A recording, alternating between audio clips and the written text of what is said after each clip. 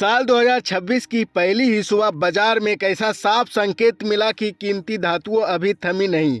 Trading शुरू होते ही सोना और चांदी ने मजबूती दिखाई दी है और पिछले साल की ऐतिहासिक तेजी के बाद अब दोनों नई ऊंचाइयों के करीब पहुंचते नजर आ रहे हैं। एशियाई बाजारों में शुरुआती कारोबार के दौरान सोना करीब $4,350 प्रति औंस के आसपास ट्रेड करता दिखा, जबकि चांदी में भी जोरदार एंट्री की और 1% से ज़्यादा उछल कर $72 के पार निकल गई। भारत में भी कीमती धातुओं के दाम ऊंचे बने हुए हैं। दिल्ली में 22 कैरेट सोना करीब 1,23,960 रुपये और 24 कैरेट सोना लगभग 1,35,220 रुपया प्रति 10 ग्राम के आसपास नजर आया। मुंबई, अहमदाबाद, चेन्नई और कोलकाता जैसे बड़े शहरों में भी सोने के भाव लगभग इसी दायरे में बने रहे।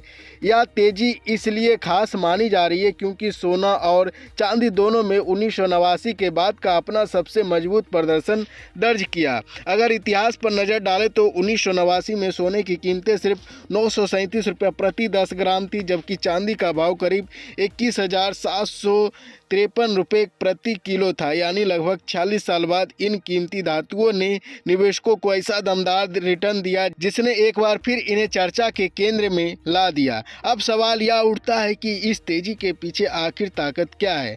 बाजार को उम्मीद है कि अमेरिका में आने वाले समय में ब्याज दरों में कटौती हो सकती है और डॉलर कमजोर पड़ सकता है। ऐसे माहौल में सोना और चांदी जैसे सेफ हेवन एसेट निवेशकों को ज़्यादा आकर्षित करते हैं। हालांकि फिलहाल डॉलर इंडेक्स लगभग सपाट बना हुआ है, यानी ना तो डॉलर की तरफ से कोई बड़ा सपोर्ट मिल रहा है और ना ही कोई बड़ा दबाव नज़र आ रहा है।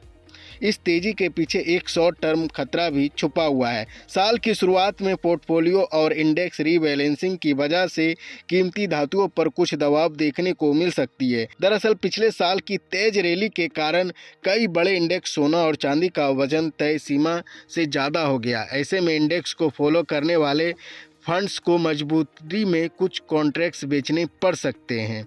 एक्सपर्ट्स का मानना है कि इस रीबैलेंसिंग का असर चांदी पर थोड़ा ज़्यादा देखने को मिल सकता है। अनुमान है कि कॉमेक्स चांदी बाजार में करीब 13% ओपन इंटरेस्ट की बिकवाली हो सकती है, जिससे शॉर्ट टर्म में तेज गिरावट भी संभव है। इसके अलावा आज के कारोबार में वॉल्यूम थोड़ा कम रहने की उम्मीद है क्योंकि जापान और चीन जैसे बड़े बाजारों में छुट्टी है और ऐसे में दामों में अचानक उतार चढ़ाव देखने को मिल सकता है। हालांकि अगर बड़ी तस्वीर में देखा जाए तो 2026 में सोना और चांदी की कहानी अब भी मजबूत नजर आ रही है। बीच बीच में मुनाफा वसूली और उतार चढ़ाव जरूर आएंगे, लेकिन लंबी अवधि की सोच रखने वाले निवेशकों के लिए धैर्य ही रहना बड़ा हथियार साबित हो सकता है।